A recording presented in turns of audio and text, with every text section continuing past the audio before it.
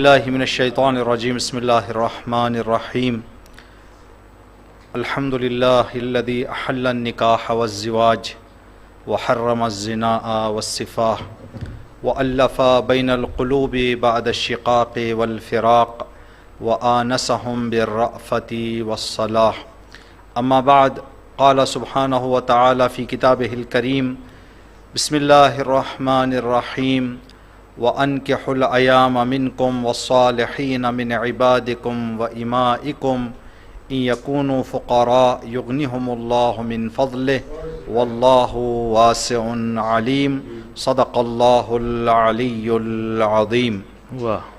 اس جشن اور مناسبت کی مبارکبادی آپ تمام کی خدمت میں عرض کرتے ہیں۔ جس آیت شریفہ کو ہم نے ابھی آپ کی خدمت میں تلاوت کی سورہ نور کی آیت نمبر 32 ہے،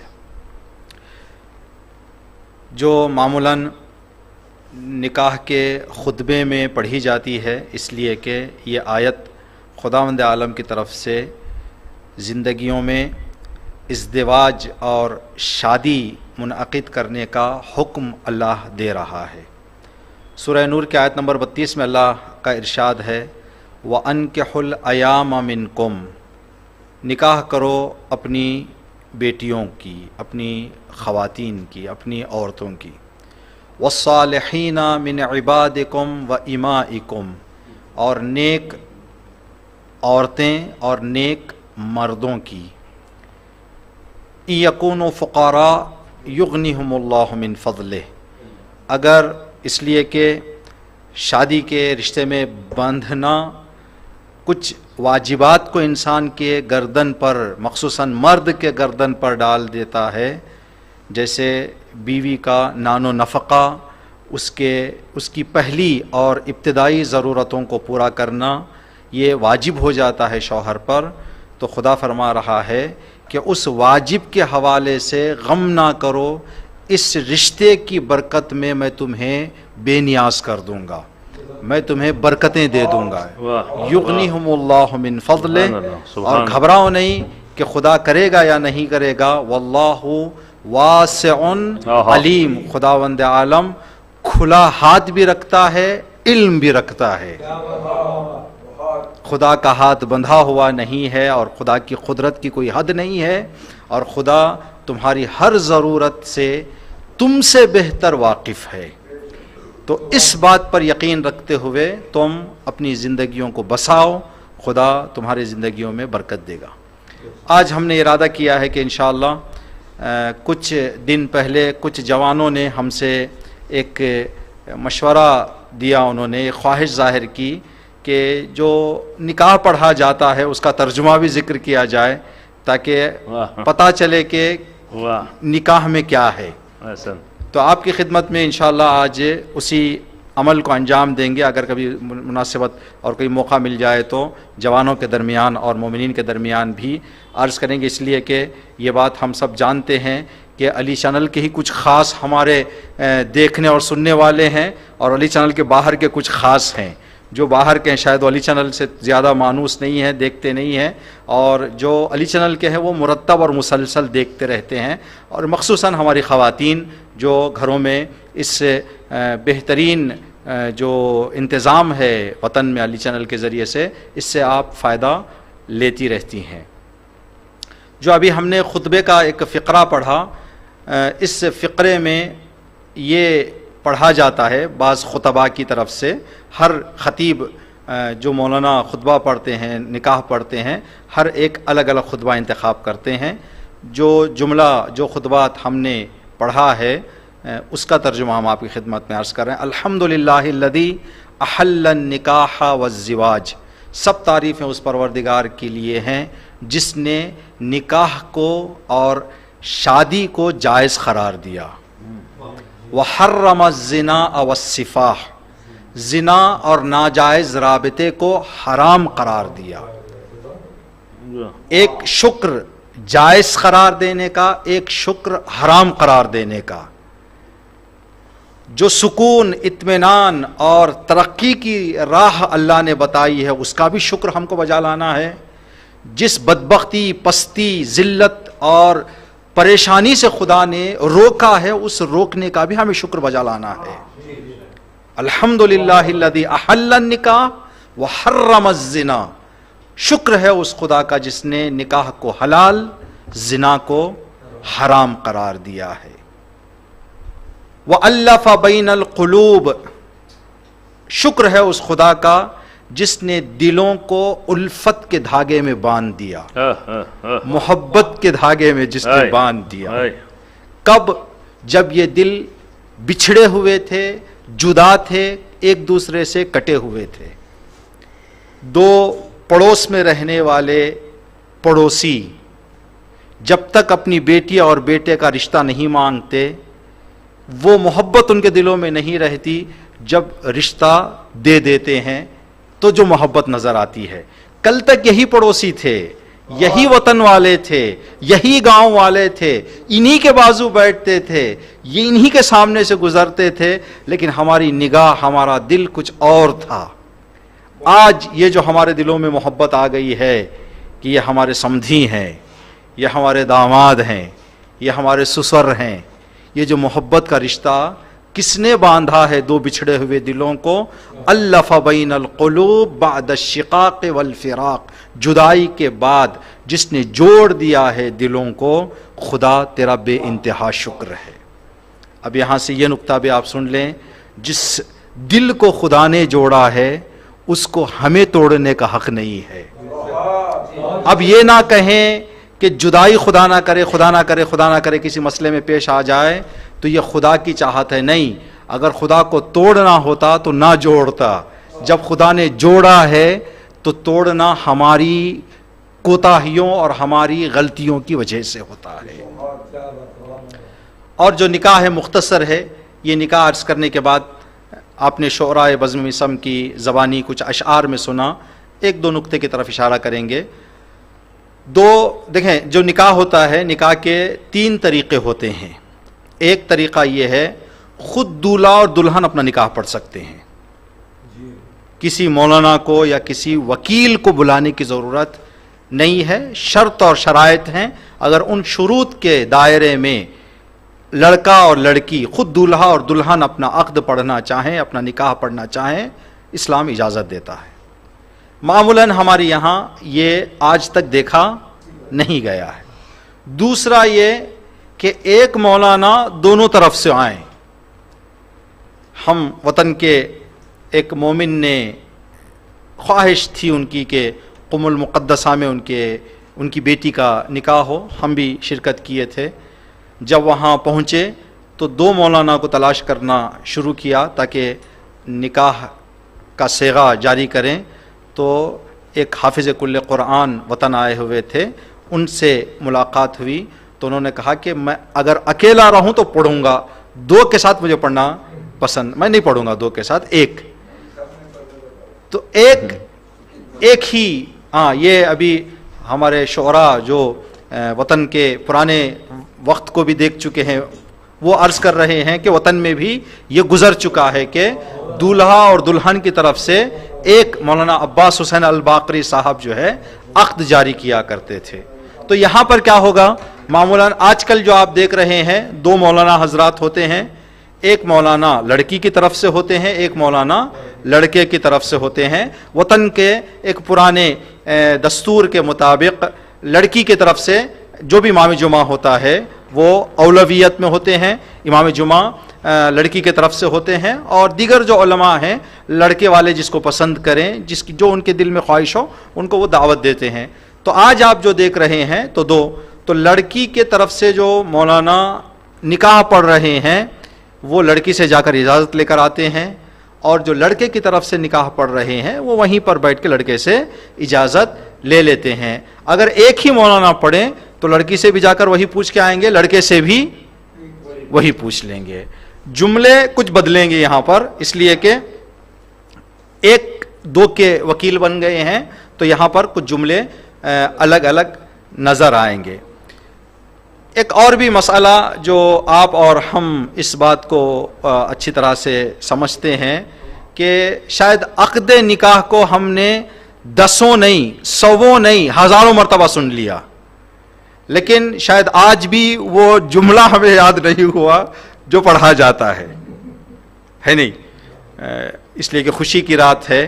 मौलाना ज़की साहब का एक खूबसूरत लतीफ़ा जो अय्याम फ़ातिमिया में आपने अर्ज़ किया था, कुछ दिन पहले आपकी दुख्तरे मोहतरमा की भी शादी हुई है। इस हवाले से अलीपुर के तमाम मोमिनीन और मोमिनात, मखसूसन इस जश्न और बानियान जश्न शुअराए बज़्म मिसम की तरफ से हम सरपरस्त आला अलीपुर मौलाना सैयद मोहम्मद ज़की अल-बाक़री साहब की बारगाह में और ख़िदमत में मुबारकबाद अर्ज़ करते हैं।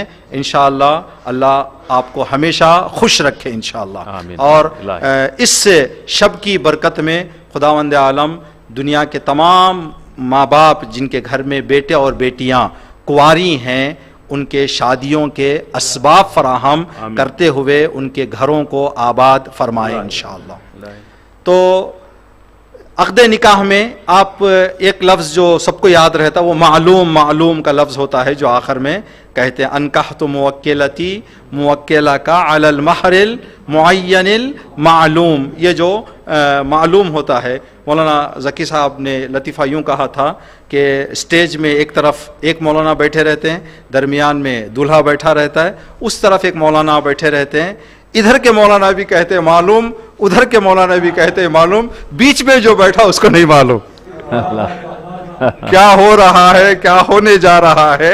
दोनों कह रहे हैं मालूम, बीच का जो खामोश बैठा अगर उसको भी मालूम होता तो वो भी कहता है कि मुझे भी मालूम। ये सिर्फ एक लतीफ़े की शक्ल में है।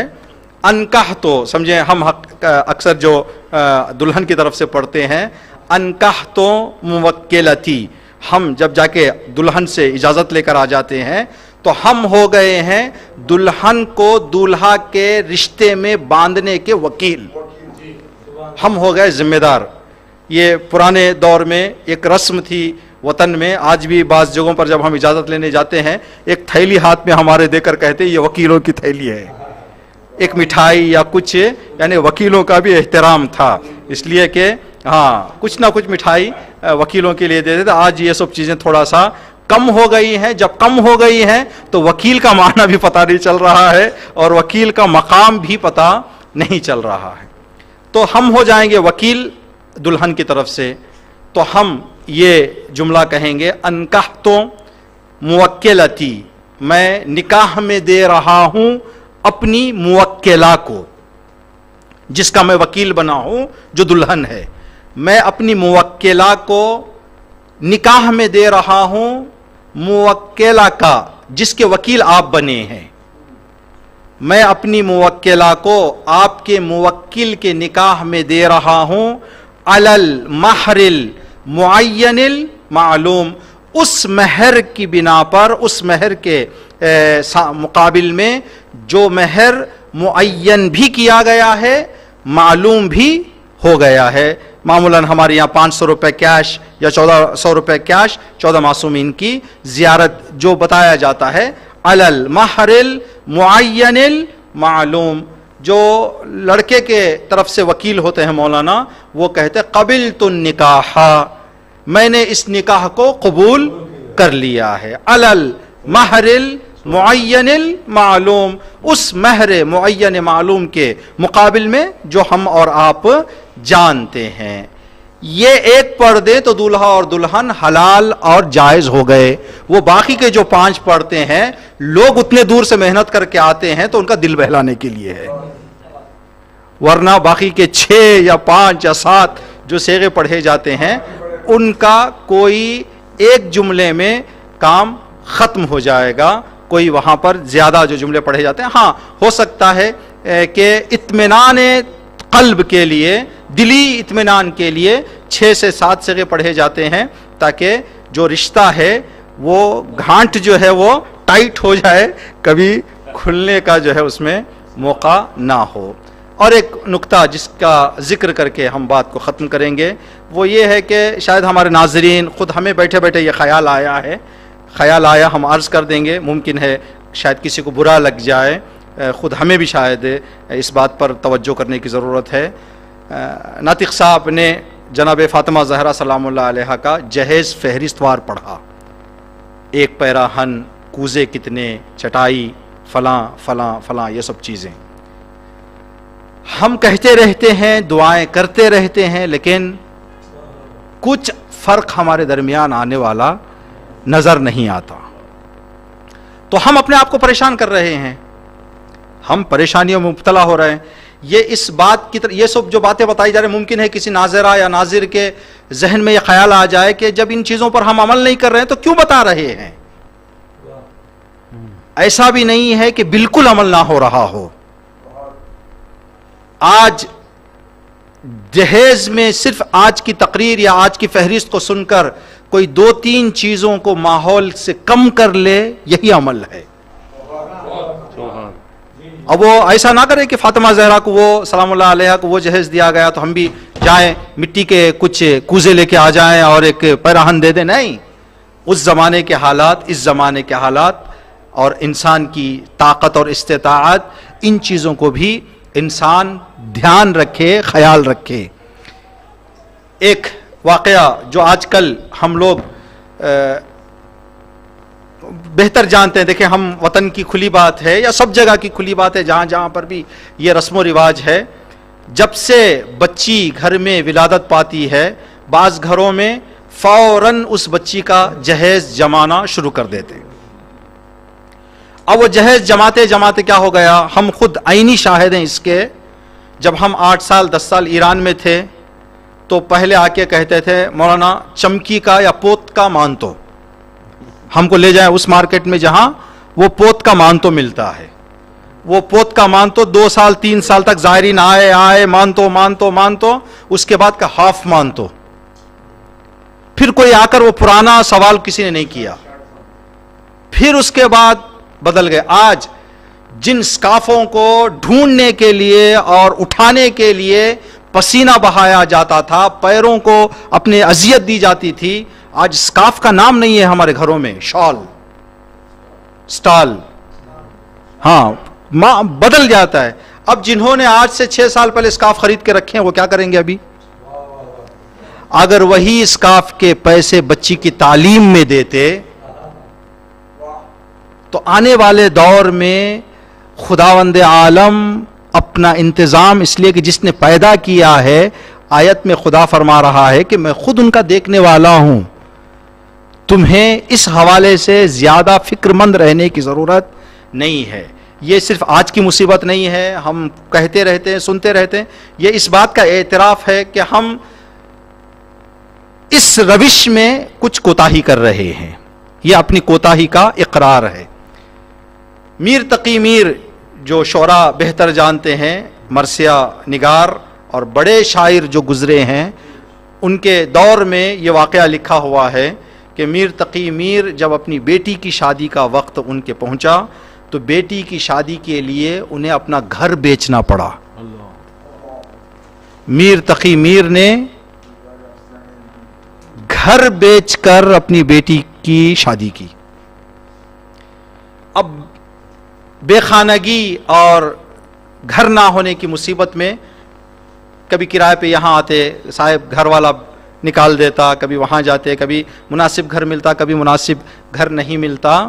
تو جو پڑوس کے لوگ تھے، جو رشتہ دار تھے، کبھی کبھی ان کی بیٹی کو باتوں باتوں میں کہہ دیتے کہ تمہارے گھر بسانے کے لیے تمہارے بابا بے گھر ہو گئے ہیں، تمہارا گھر بسانے کے لیے تمہارے والد بے گھر ہو گئے ہیں. تو بچی بھی میر تقی میر کی تھی بیٹی، اس کے غیرت کو یہ گوارا نہیں ہوا. اندر اندر بیٹی سوچتے سوچتے اسی فکر میں، واقعے میں لکھا ہوا ہے کہ انتقال کر گئی. بیٹی شادی کے ایک مختصر عرصے کے بعد بیٹی کا انتقال ہو گیا. جب بیٹی کا انتقال ہو گیا تو میر تقی میر نے اپنی بیٹی کے جنازے پر ایک شعر کہا ہے: اب آیا خیال اے آرام جاں اس نامرادی میں، اب آیا خیال اے آرام جاں اس نامرادی میں، کفن دینا تمہیں بھولے تھے ہم اسباب شادی میں. بیٹی، یہ جو حالات ہیں، زمانے کے غلط رسم و رواج ہیں، یہ شادی کی شکل میں مصیبت ہے. شادی کی شکل میں.